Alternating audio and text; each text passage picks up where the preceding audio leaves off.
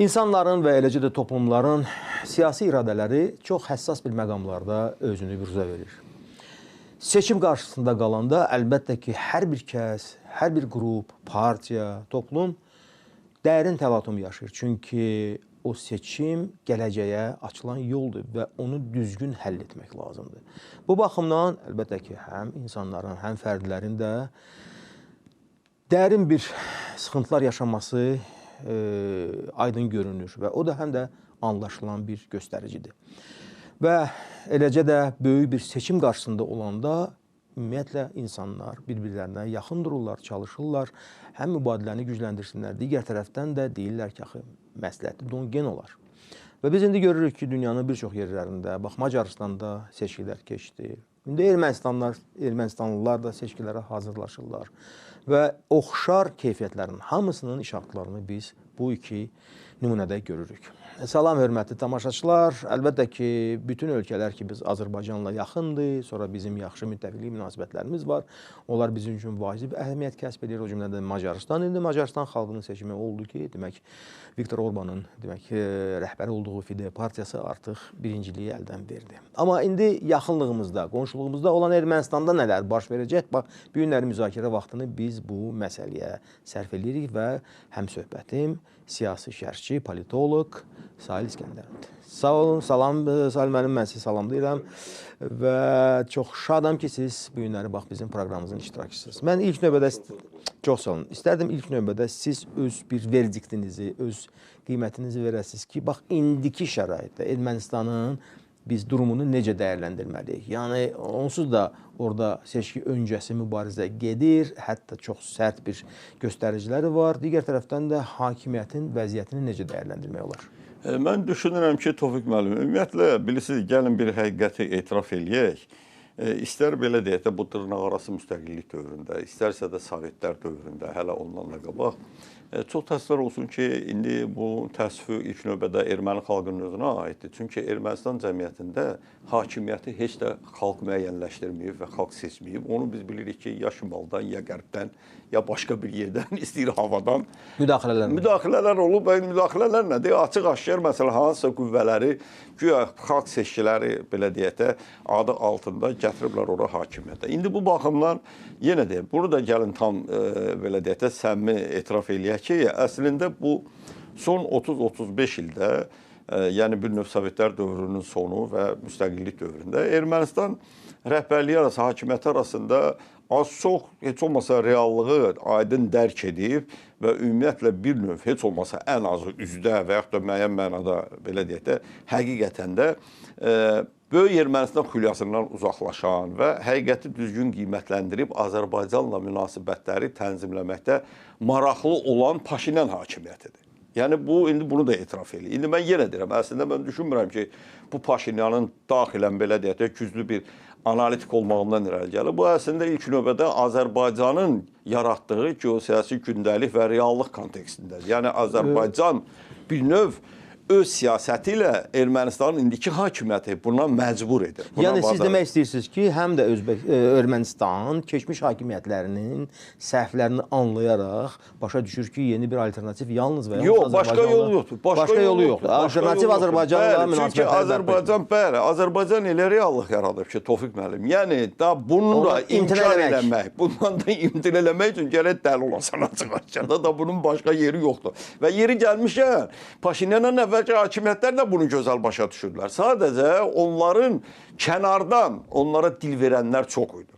Amma bizim 2-ci Qarabağ müharibəsində və ildırım sürətli bizim antiterror əməliyyatında 2023 sentyabrında artıq Paşinyan hakimiyyəti gördü ki, üzr istəyirəm bir söz var, yetimə gəl-gəl deyən çox olar, çörək verən az olar. Və gördü ki, onların heç biri Azərbaycan həqiqəti, Azərbaycan gücü qarşısında duruş gətirə bilmədi və hamısı geri çəkildilər. Bax, Paşinyan heç olmasa bunu anladı.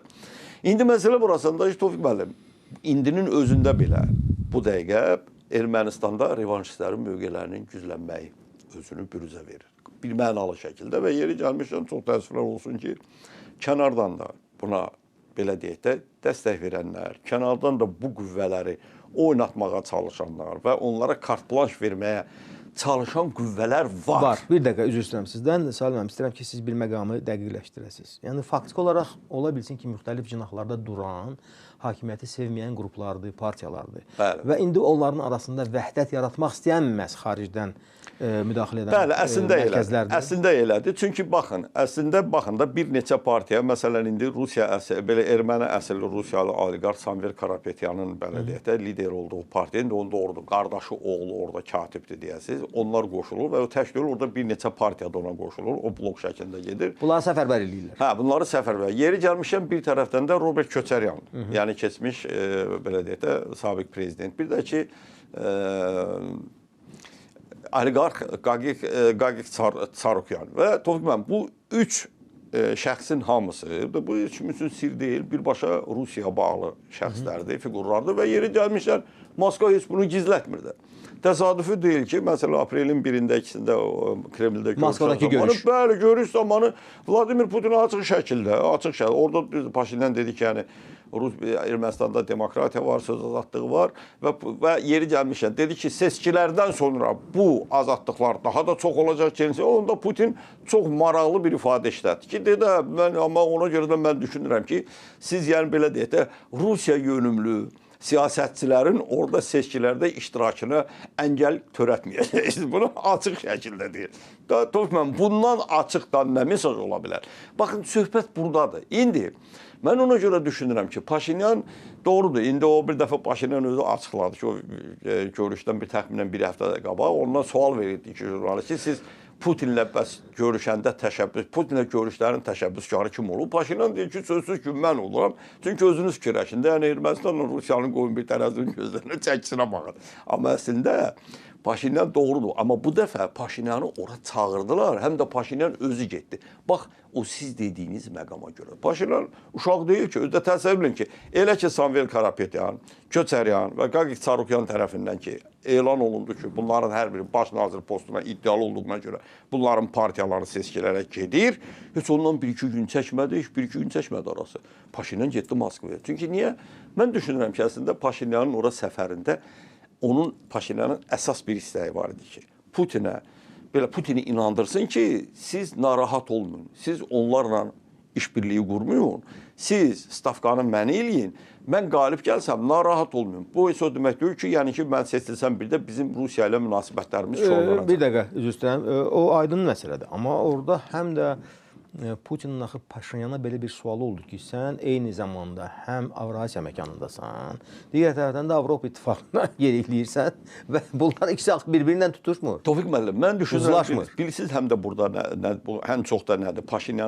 Paşinyanı və onun hakimə komandasını ən çətin vəziyyətə salan, məyus edən əsas məsələ nədir? Yeri gəlmişən, son vaxtlar o doğrudur indi biraz mən deyiləm, yəni belə bu sürətpərəst, yəni insanın belə də o psixoloq deyiləm o baxımda. Amma mən baxıram son vaxtlar Paşinyan komandasının belə əsas fiqurlarında bir narahatlıq hiss edirəm. Bu da xüsusilə bağlıdır İran ətrafındakı məsələlərlə bağlı. Çünki Paşinyan özü hələ martın 12-sində açıq şəkildə bəyan edib ki, bir il bundan qabaq İranla bağlı hadisələr başlayandan sonra TRIP layihəsi məncə artıq ABŞ administrasiyası üçün prioritet sıradan çıxıb, prioritet belə deyək də məsələlər sırasından çıxıb. Bəli. İndi və yeri gəlmişkən həmin o marşrutun inşa olunacağı əraziyə həm Rusiya sərhədçiləri nəzarət edir, həm də bilirik ki, Ermənistanın bütün dəmir yolları şəbəkəsi birbaşa Rusiyanın dəmir yolu idarəsinin belə deyək də tabeliyində konsesiya ondadır. 2038-ci ilə qədər 100%. Baxın, belə problemlər var və mən düşünürəm ki, bu kontekstdə Paşinyan hakimiyyəti əslində kənar qüvvələrin oyunları və revanşistlərin oyunları kontekstində yenidən parlament seçkilərinin udacağına çox şübhəlidir. Çox böyük şübhə var və mən düşünürəm ki, əslində ola bilər ki, Moskva ilə Paşinyan hökumət arasında belə deyək də, belə də razılıq ola bilər. Paşinyan hakimiyyətdən getmir, amma seçkilərdə elə bir nisbət yaranır ki, koalisiya hökuməti yaradılsın orada. Yəni Paşinyanın partiyası olan koalisiya. İndi baxın, o ki qaldı Putinin deməli. Əslində burada qeyri-adi bir şey yoxdur. Və bunu neçə illərdir ki, xüsusilə də belə deyək də, Xarici İşlər Nazirinin müavini Qaluzin, bir də Averçuk, bir də yeri gəlmişəm Mariya Zakharova da, yəni xarici Bəli. sözçü. Averçuk da bilirsiniz də, baş nazirin müavini. Müavinidir. Bunu dəfələrlə və xüsusilə də elə Cənubi Qafqaz məsələləri üzrə hökumətdə, Rus hökumətində elə əsas fiqur Averçukdur. Məsələ bu, bunu dəfələrlə bunlar bəyənir. Bəlkə də elə həftə olmur. Yəni Ermənistanın iki stulda birdən bir oturmaq istəyir. Amma burada bəli, siz çox yaxşı məqama diqqət edirsiniz ki, maraqlıdır ki, məhz Putin belə bir səviyyədə və belə açıq sərt şəkildə ilk dəfə idi ki, deyirdi. Yəni bu aydındır ki, Averçukun da dediyi, Qaluzinin də, Zakharovun da, bu Rusiyanın dediyi, amma Putin özü prezident kimi bunu birbaşa təmasda və açıq şəkildə ortaya qoyması artıq çox şeylərdən xəbər verir. Bəs Paşinyanın cavabı nə oldu? Yox, Paşinyan çox bir, mən deyərdim belə, qeyri-adi və anlaşılmayan bir cavab verdi. Yəni deyir, bizə deyir, hələ ki burada olub və orada olmaq da bir-birinə maneçilik törətmir. Yəni bizim üçün bu əlverişli vəziyyətdir. Yox, indi sənin üçün əlverişli vəziyyət ola bilər. Mən düşünürəm Paşinyan bilirsiniz orada nə işarə eləyirdi daha çox. Gəlin bunu da deyək də. Mən düşünürəm ki, Paşinyan bunu açıq şəkildə deyənmədi. Çünki bunu açıq şəkildə desə, birbaşa artıq öz hökumətinin zərbə altına qoyurdu Qərb qarşısında. Çünki biz bilirik ki, Rusiya qarşı ciddi sanksiyalar və onu da bilirik ki, son 2-3 ildə bunlar dolanırlar. Bəli, özdə necə? Ermənistan ondan dolanır. Bəli, Ayşə, mən düşünürəm Paşinyan əslində onu demək istəyir. Yəni o ən çox demək istəmirdi ki, bizə mal olur. Yəni deməsi ki, sizə də mal olur burada. Yəni siz bizim vasitəmizdə. Sayın müəllim, aydın məsələdir. Yəni faktiki olaraq siz çox gərgin bir mübarizəni proqnozlaşdırırsınız. Bəli. Və heç bir kəs də deyə bilməz ki, 100% Nikol Paşinyanın partiyası burada mütləq qələbə əldə edəcək və bir o qədər də onun üçün bu siyasi mübarizə asan olmayacaq. Qısaca zəhmət skeptiklərin sayı artır. Artır, bəli. Yəni bədbinlərin sayı artır. Bədbinlərin sayı Yaxşı, gəlin belə danışaq. İndi Azərbaycanın da təbii ki, bu prosesə böyük təsiri var. Və o cümlədən də biz görürük ki, indi ölkələrimiz arasında artıq yeni münasibətlərin təməli qoyulur. Tranzitlər açılır. Azərbaycan burada çox böyük bir, mən deyərdim, sürpriz və çox böyük hədiyyə verdi Ermənistana. Digər tərəfdən Ermənistan başa düşür ki, Azərbaycan bu proseslərdə hardasa Paşinyan hökumətinə əlverişli situasiya formalaşdırır. Bunu heç kəs inkar edə bilməz. Və nəhayət artıq kövrək də olsa münasibətlərdə dialoq platforması yaranır. İndi kənardan bir qədər bu bir o qədər də önəmli və strateji görünməyə bilər.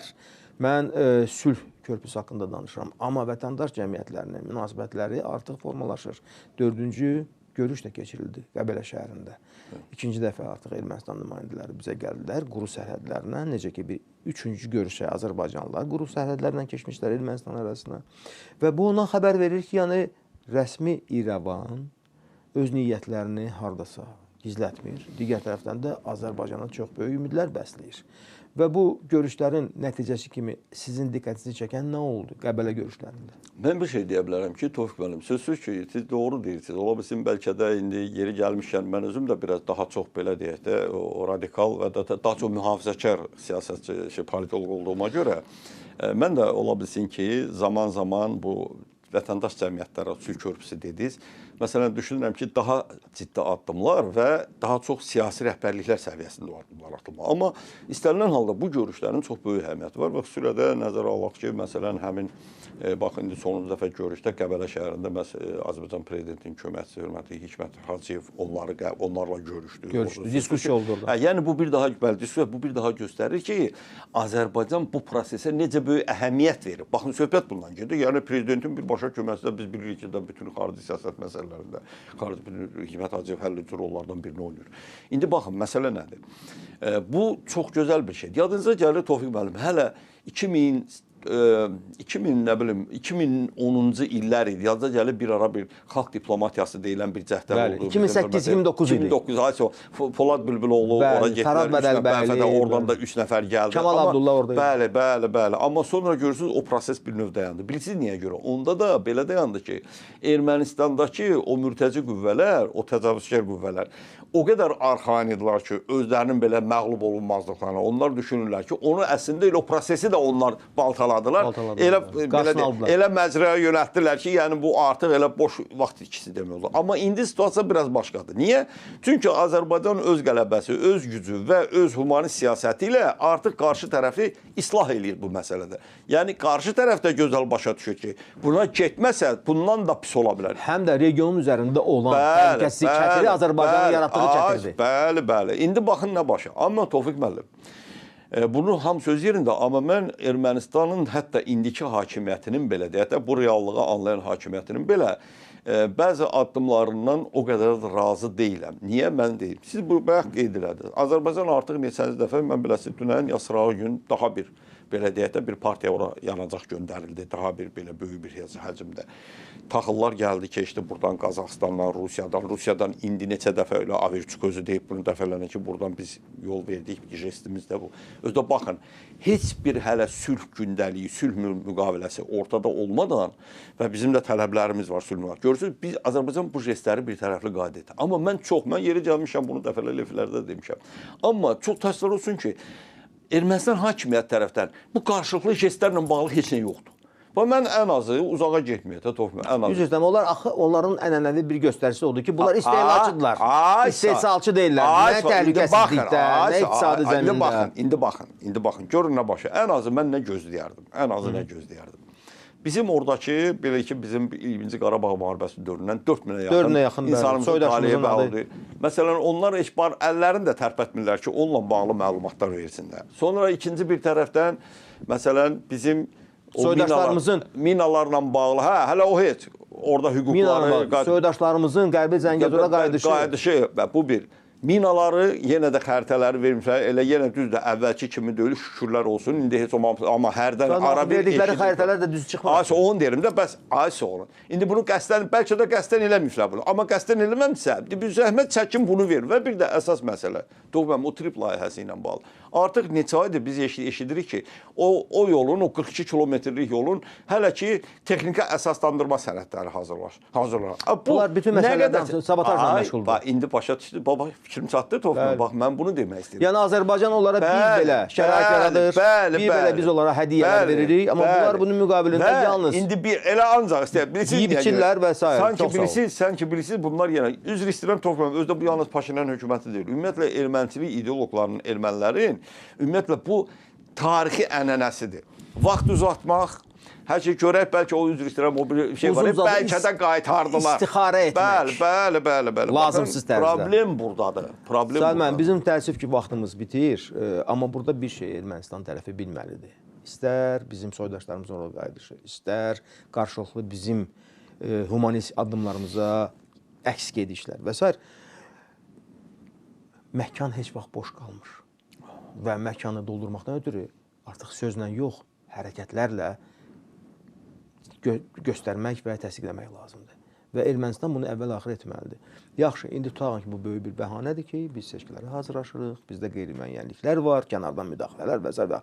Amma hər halda istənilən qüvvə ki, hakimiyyətə gələcək Ermənistanda artıq köhnə qaydada onlar hərəkət etməyə bilməyəcəklər. Və mənə elə gəlir ki, bu onların başlıca vəzifəsi olacaq ki, regionda Azərbaycanın yaratdığı reallıqlar ki, sizə bir belə imtiyazlar verir, onların müqabilində siz də zəhmət çəkin, çırmalanın və fəaliyyətə başlayın. Yəni biz sizə daim imtiyazlı vəziyyət yaratmayacaq. Siz də çalışın, bizim etdiklərimizin müqabilində öz fikrinizi və əməllərinizi göstərəsiniz. Tofiq, bir mənalı şəkildə. İndi baxın, həm o bayaq adını çəkdiyim üç, belə deyək də, siyasətçinin hər birisi açıq, xüsusilə də Köçəryan, lova deyir ki, indi Haykü salıb ki, biz hakimiyyətə gəlsək, yəni onların üçü də bunu deyib. Biz Qarabağ məsələsinə yenidən baxılmasını tələb eləyəcəyik. Çünki əslində bu düzgün deyil. Qarabağ məsələsi çox düzgün. Özə belə deyirlər. Azərbaycandan təslim edib, sözə baxın. Amma mən sizə inandırıram ki, bilirik də seçki qabağı üzr istəyirəm, dahilərdən hamısı deyib ki, ən böyük yalanlar bəs seçki qabağı platformalarda, seçki qabağı proseslərdə səsləndirilir. Həm də ova gedəndə deyirlər, ovdan qaydanda deyirlər. Orada bəli, 3 deyəsiniz. Ovdan qaydanda. İndi məsələ bundadır ki, istəyir, bax yenə deyirəm, Köçəryanın bu bəyanatı 2009-cu ildə, 2008-ci ildə verdiyi bəyanat deyil. Bilirsiniz niyə? Reallıq başqadır. Onda artıq indi real politik deyilən bir şey var. Bəli. Hakimiyyətə gəlsin, baxarıq. Çox sağ olun, Salih müəllim, minnətdaram sizə və mənə elə gəlir ki, Ermənistanda artıq siyasi ovlama mövsümü başlayır. Görək bu ov nə ilə bitəcək? Amma hər halda Azərbaycanda elə bir filtrlər var ki, bizi o illüziyalarla, uydurmalarla onlar yanlış yola çəkə bilməzlər. Bizim proseslərə öz baxışlarımız var və biz gözəl başa düşürük ki, nəyin başlanğıcı hardadır, proseslərin semantikası nədən xəbər verir və biz nəyi gözləyirik. Çox sağ olun. Sağ olun. Belə hörmətli tamaşaçılar, çox maraqlı bir söhbətimiz oldu mən bilən. Sahil müəllimlə Sahil İskəndərov, Azərbaycanda tanınmış politoloq, siyasət elmlərinin bilicisi və eləcə də həm də Sahil müəllimi Azərbaycandan kənarda da MDB ölkələrində tanıyırlar. Onun proqnozlarına görə və ümid edək ki, bizim bu gündən danışdığımız sizin diqqətinizdə qaldı və eləcə də siz proqnozların nə dərəcədə düz olub olmaması ilə bağlı da fikirlərinizi bildirəcəksiniz. Bu günlük bu qədər. Çox sağ olun və efirdə görüşənədək.